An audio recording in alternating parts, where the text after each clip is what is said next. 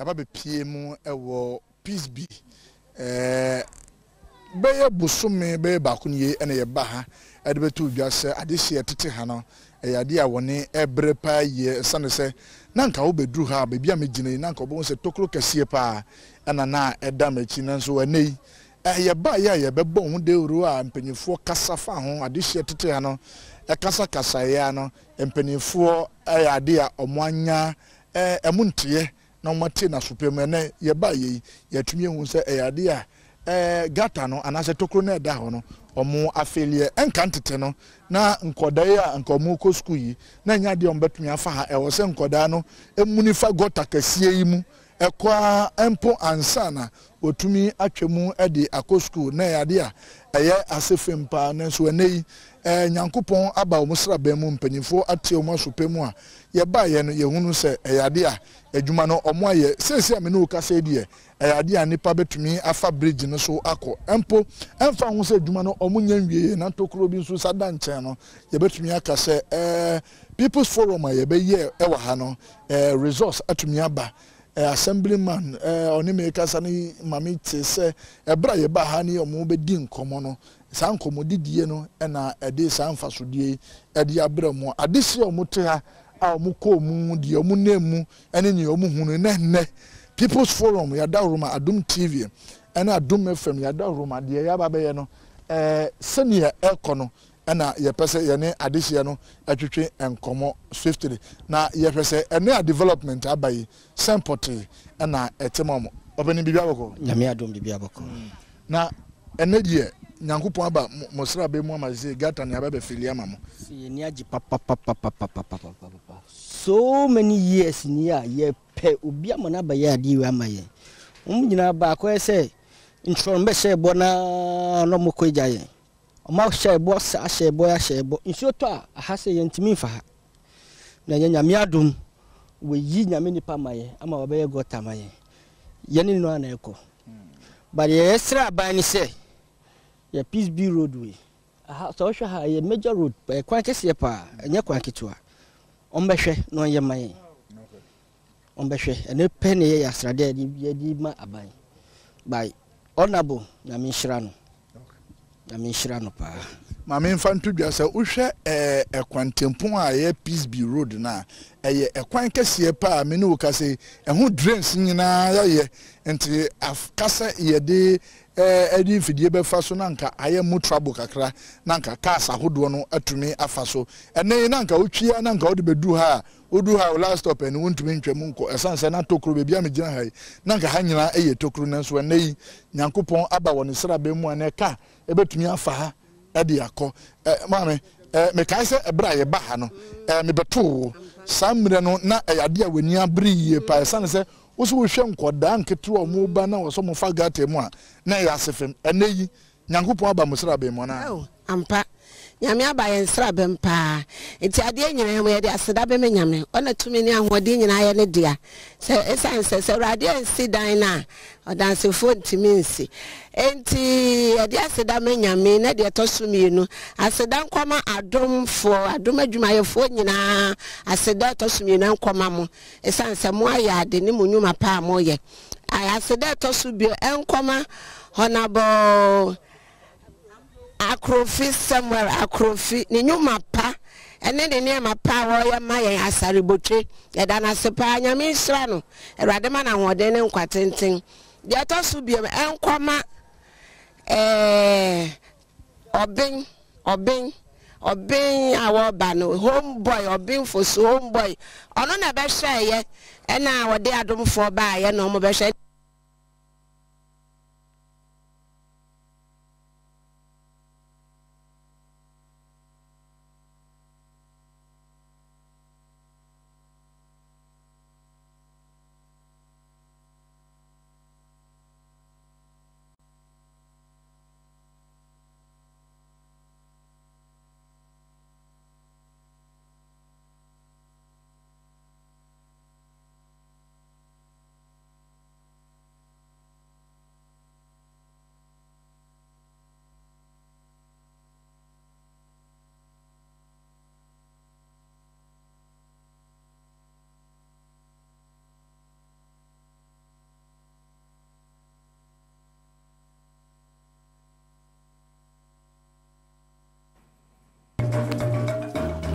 Open again, baby, come on here. Obade na daroma. Anka ne ne nim se anka wo bedu ha anka baby a wagina anka wagina tokrom ntina mo ntumi fa.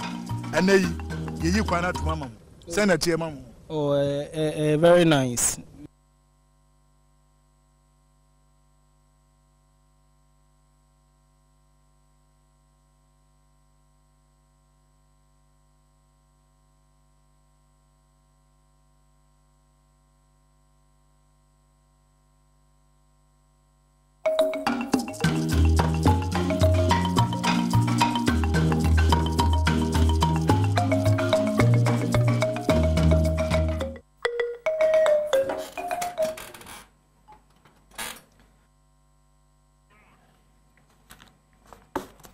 Ya mamu nyina akwa babie na fache besa connect back to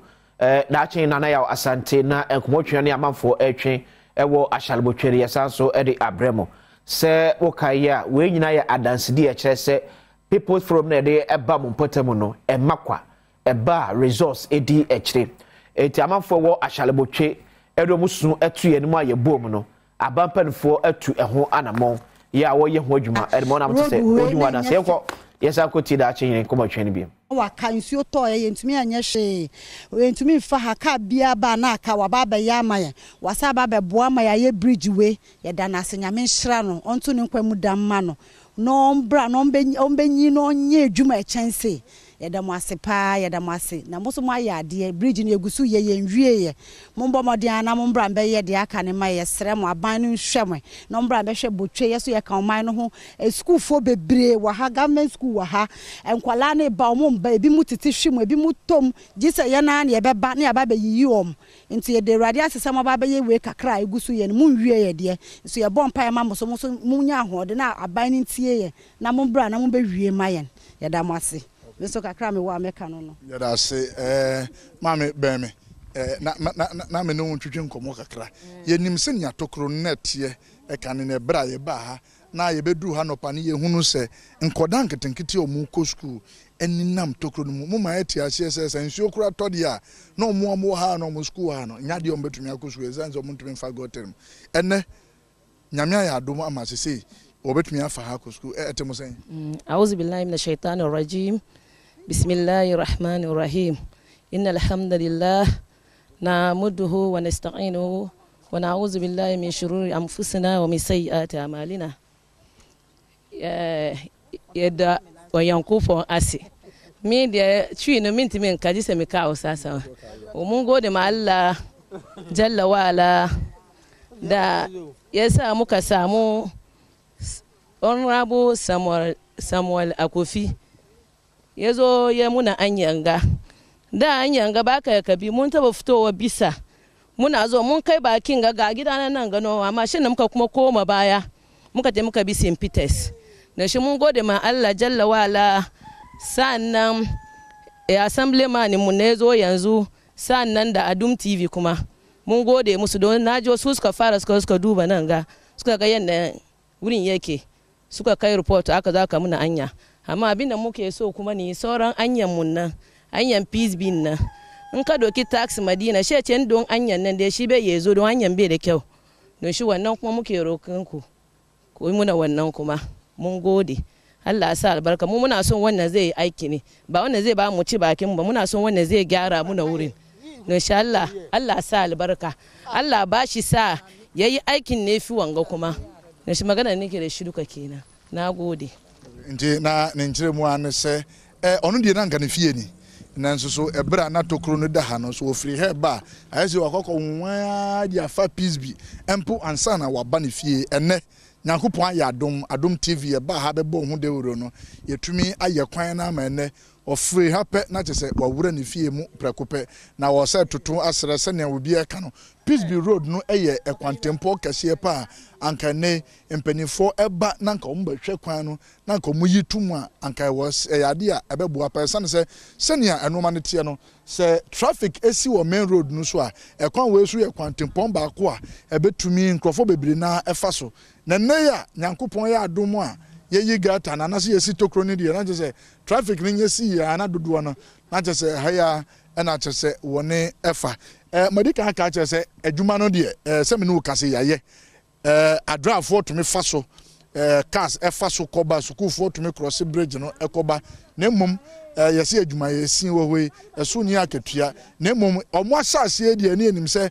enye tremu pa anka bo nsase omo anya asase de na yade a omo so de beba wie ye pa enti tokro kakra bi a de kire ha hane ha de me ye so se emene ko nanim kakra no mpanyefo mo hweye assembly no DC or IMC or ha a hwe mo ba ye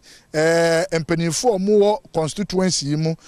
mpanyefo a woni ewo saa electoral area omohwe ma adwumadie ne ekoso no menim se eden a ombehwe se ombayi gata na tum na hanso oma fele na chese yetumi akọ yenim na bebia no aba be yeyi mame bibia bokọ de nyame na Adom yo mam good morning apo mo nyame ti ase ena de mo bridge aye enya yi atoma mam eni ji aba me na ya me decoration bibia we wiase ena me bridge we me hu bridge we na me nimi age me koma ato me yam e se me wa ma bridge we bi wa ha ya me kochia no so eni ntime jaiko me ntime nkochia no enso bridge aye metimi anante akwakochia no yede nyame ase enka na jise enka na nkobezo anza usu betiesi tokro ni tisi got enim na me dia koda kru me tisi mu bitomu nti enu echi me nkobiem e se me ntimi nkofa yare e ma me ho enti me jaiko ana me ntimi wan so St Peters sa emfa nko medu ha na mabre nso yede nyame ase se enne honorable Samuel Akrofi adahoma ye bridge aye waye niam bebre amaye enye wenku na waye bridge e da aha ekosamampom oje ni common fund ye di to kakra wa han ye sika nko ya hwe onu ni sika ni common fund sika oje ye no de soso na ye di bridge no sanka onye onu anka ska emfa ni semba ka emfa ni semba ni nyina ebubu egum me fie ni mu pe obo hu se bridge na ho na abotokuru me di atu nanim gota no bridge na wo so no abotokuru me di atu nanim se mpanacho oye wewi ambo modi aso onye no so mai na nse ya nsuo to ya igbefo efie nsuo yiri honom omu fie anim ni nyina tu se gota happy yourself sorry be din wa haya nia Abubakar Sidik open nsuo yiri ya efie anim nyina gota enipa ntimi nsin fie ntimi oha na me frɛ no me se honorable one wo onfa me hia be hwa ade ma me ye wo mi phone su kura ana oba na me se hwɛ ade ato ye nti wo ye yesen suku nkola ntimi mpie efie phone su ntimi mpie me oda no ho me nche okọ ye na me hu so ade trip ebe hwegu ho tim wa feel ho street light ni ha no say wo finish na akwa wo du ba bia se gobe St Cecilia area mo honum honum street light e wo honum nyina me na me ka kira ni so fa street light nkobo the street light abo honum nyina se si akronfo ni ho biom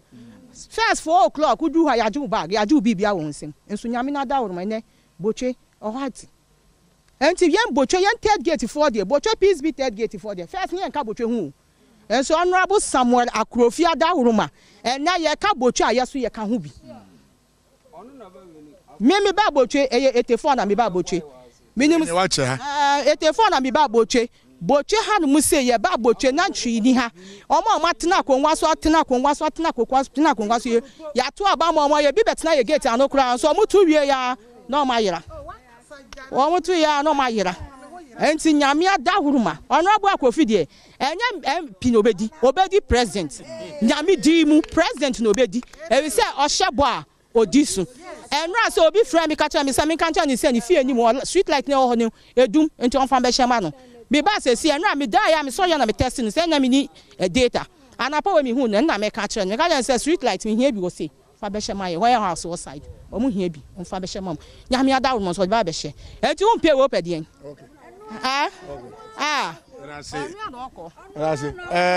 Mami autonko sha bibia bokori Adom ye fra me Auntie Dina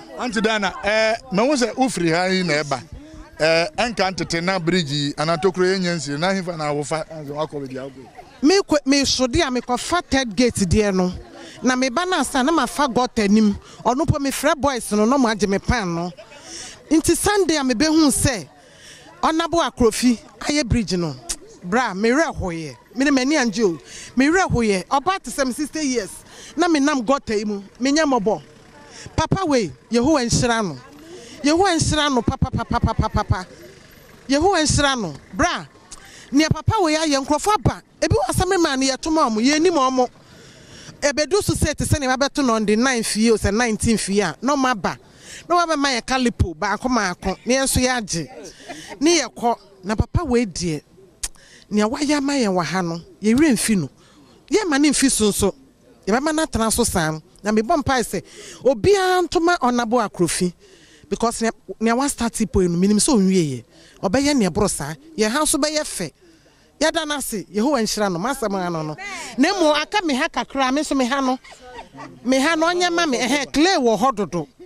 oba bre wa me so nkosia na me ba nkola ni school fees me se ma ba ti bi crown nchen ti o mo me bye bye ya omo from me Prosper Bori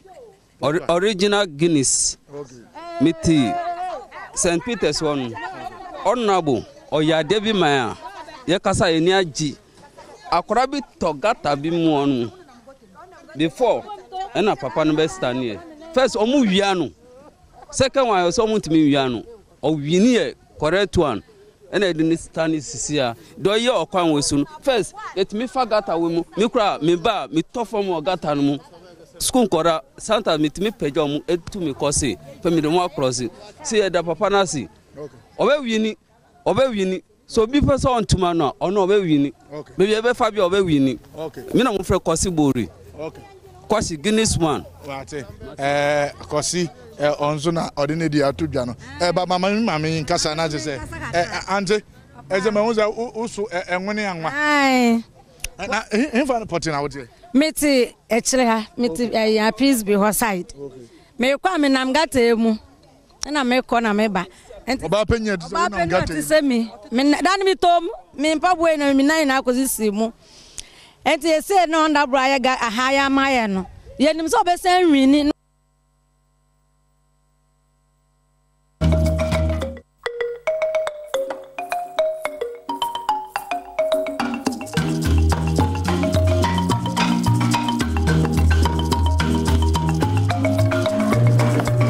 Okay,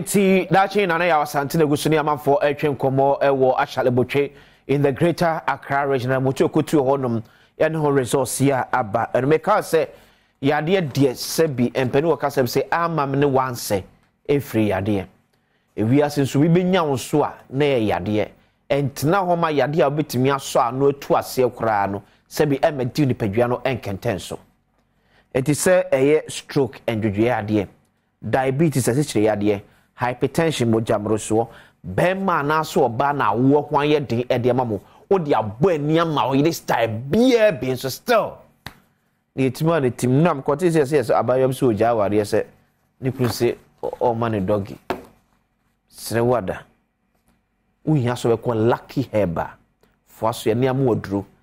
na o hawo ni abenedie ya wonam no atu ni nyina ase ede ama enye yare wenko yade fruit ni yesu bepe wona so ase odu ani kire lucky heba o meboa atu ni nyina ase ede ama hwemo ewo gomua ogwa krom wini baso edro kwante pon esom bibia ni afre 0243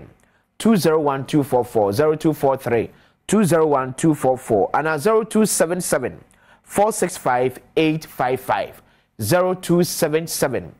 465 855 lucky hebos waye lucky komunchano mwa into yade ase emfa emam Kalchako toothpaste ensu eniem ese nuan aposia bobia edi etwene siam yesen fitam yenum atonum na se be nkaboni bia enkoso enyina yenum ba ka se de bia da botwusi emprenu de bia anopa ene enwere ya okwakoda unya Kalchako toothpaste eye bidie yanka ne yedi gubodi tiresom edi yesen yesen fitam sa bidie ko na nene yedi aye paste na odi twose no Kalchako toothpaste eye papa ye waka keso so de o nkwada ne de emu de papa soto editwu basia akwa mpese obetwinse bese mpreso da kobia because emu ede eye kama ena Kalchako toothpaste nakasa enso honum ena Cal 360 toothpaste the 360 name say etwa baabia efa baabia etwa baabia unya product bi netimi abo ma ofie energy etimi abo Ghana supermarket bia be kombia no benya product bi ato wona pedodo atum enfu woni enkyere adenta okay on one pedodo to enfe 0593 patroti number no 0593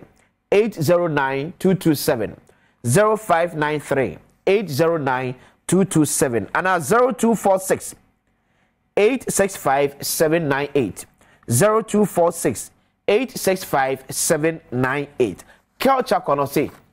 happy smile. Because say kingdom there and one obi agia tumo. Omle so asemi de kajumedie ebrewo. We see unya kingdom garlic bitters, kingdom garlic capsules. And no any address abadwa so obi agia tum. Na obi enum bia no pebi. Na ebo ye pa ma ne pedwa na hode etim abam. But because unim say from the age of 15, ubetimi ashase contribute to SNIT. Oh yeah way. Yeah, but your man for say, me dear SNIT no, and na me the investment na me ba yeah de pa. Sebi nyina ti anu me yaware e wo ma. Wo mamu miensa ye investment wo mu ye hwe mu. But ne wo mu ye say there's also no guarantee say oba na wo hwe ne no ochina oba be nyina ba be hwe. Nyame mpagu ba bia so timisi wiase ne wo no. Oba no betimi ewu agyaw. Oba na wabɔ no ho ka hwe ne school no, obetimi afiri mu ya agyaw. Etekopa sana sa investment na wo ye na akwadam ahwe no senka, obenyina benya adwuma ye de aba be hwe no, na no akwakoye kwa. Eti wo hwe oba no, na wo hwe wankasa so wasetrem nso. Tebi am tufo se we bia wo ye adwuma, se wankasa adwuma na ye, bodwo na wo ye. Se iso tampo na ato no kwancha cosnet fo nto de bia ba fe ne seed. No mo fa won to subi posome so a kakra bi okita bi afato the least person ni oje os name say o ma betum kra etwe mesa 300 Ghana cedis posome bia ye betwa ma sa kopem se obo ade e beto ne sa e de afro wa fa wandom snita o ha ho e mo bi na da investment eye pa but investment ba ko pa so eye say o tiase na wo didi wo investment so fa so e bu ba ko SNIT hwe e ba ise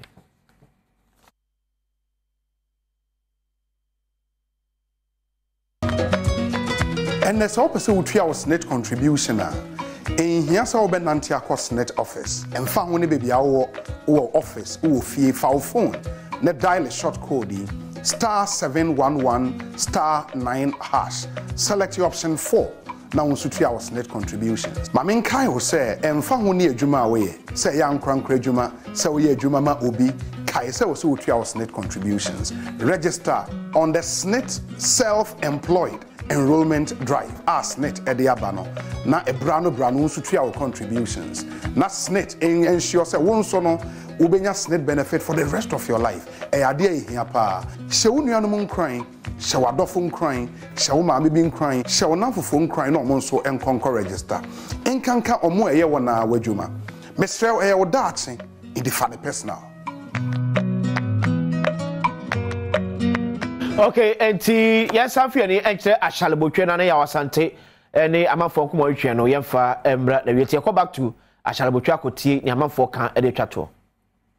It is no word to call. I think say I was here to me 2 and so because ye ba and what say ye boss or be 2 and mo make sure say edwuma ya ye and na yaba situation on the ground say enka ni no ye ntumi mfa ha ni ye fa gatem and the bridge ni tokro ye sili ama say cars to me fast so it is not out of place say obi be call say ye ntwa banman no on continue eno ano no sa pepepe say David kan no wo hwe mi mfi amedia amako university awie na mesi misua no na me fa bridge mu de bia ni de bia me fa gata emu enne me bai me de me ka na afa bridge me se me ni so ade hu se na abamu no ente na se ma ye kan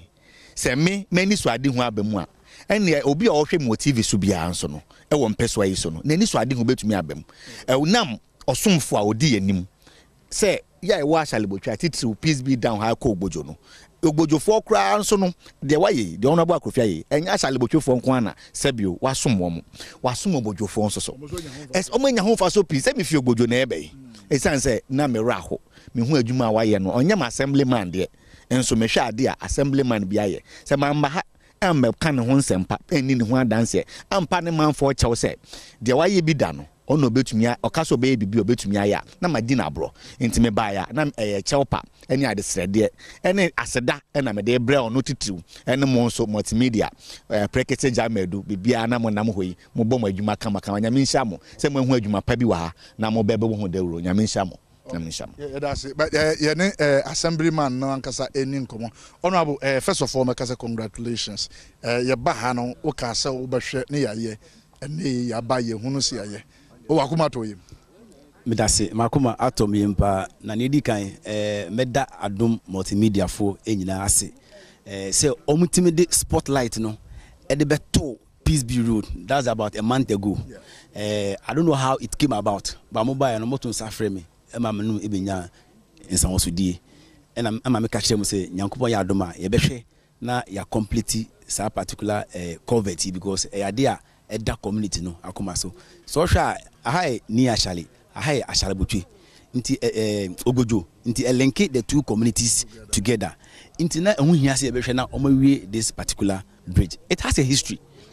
ache dated back 2020 yes started say yes it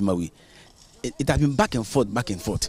but him say my main that contractor no as first B5 Prestige Limited. He's gone through a lot, but I think that through it all no I have been with him to make sure say e be adiwi na media sit down so ediama MC onamu Alexander ni no adumwa because embre emuye den no about 3 weeks ago I was with him at the regional budget hearing. Let's go to Jerry Ahmed, who is the CEO of Coastal Development Authority. You go home, Jerry say Ampanyampa, ebehwe na yesa bridge because it has taken a national dimension because we saw the issue on national television. Inti ya chola tano koe, na mi kan edi ashe nyankupa nyam. Within 4 days, we had a response from Kuda. Ene ni aye nyina yehu ewo ground see. And I think that the community has been so helpful. Enya dia omo so much agitated. Bibi ni omo frame me. No mo ne di nkomo say bridgeway ehun hia because the main idea is to also reduce the traffic congestion within the Ashalbotwe enclave. It's the main reason why we are having this box culvert. We any na all the other side no Roma side. Nti nyame adom sisi ya yet me we no. The next agenda is to press on leadership to make sure say we give a considerable attention to this Peaceby Road and the dam akuma sisi ya. Yeah. Honorable ye ba hanso no ka kire say mo sili wi a you make sure say dan ye bo no ni nim say na ye toilet na mo nyansin wi e kura ye mo say bubuo no mo asase e ma bubo mu tokro ni ade when are we expecting say the next time we ban this structure no e be ye free akura? Yes, I will also repeat myself once again. I want to make sure I show leadership. I campaign based on community development and excellent leadership. This is one of them, and I've made it publicly known. Say where this toilet facility is sited, it is even danger. So we tibia almost is here. So work in progress. Once we get the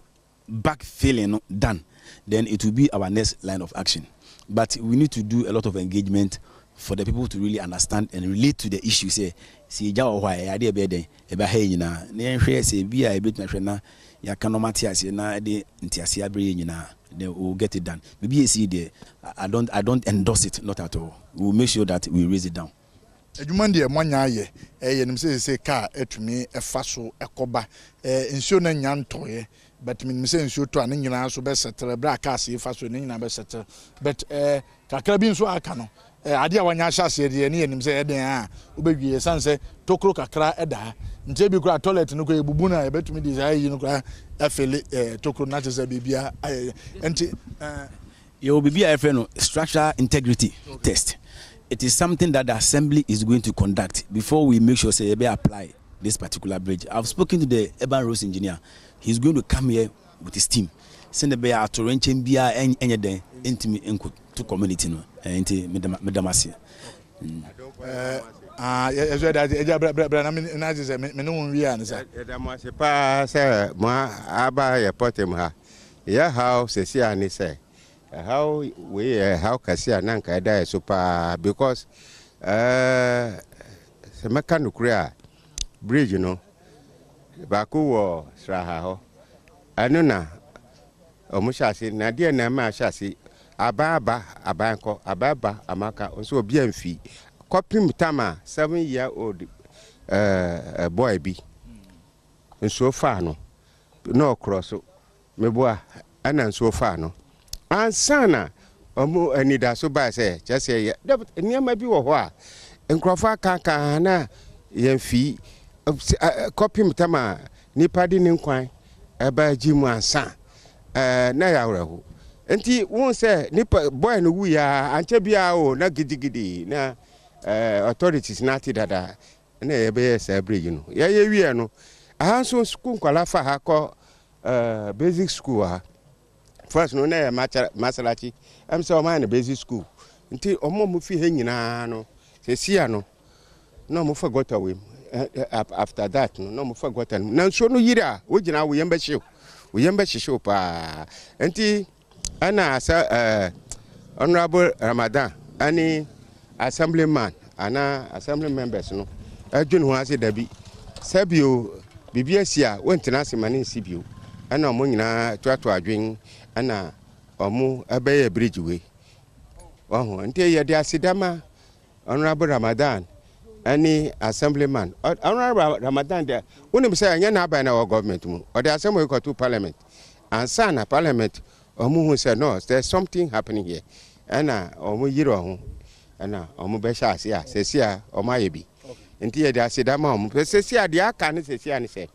ana me ba ma hu say omo afili ana me yam hihimi na nka me nim say contractor no or the sa tape no a ye de bo ha no e de be sia because car be the speed no fear onim say bridge ha wan hwa na satam no na ha yan feel you obahwa agbegberan na accident esi but I'm so happy say me ba ha no pa me hu say omo pia omo the rocks na be feel ha na me last ameka ni say street light no ombo modern street light no anya juma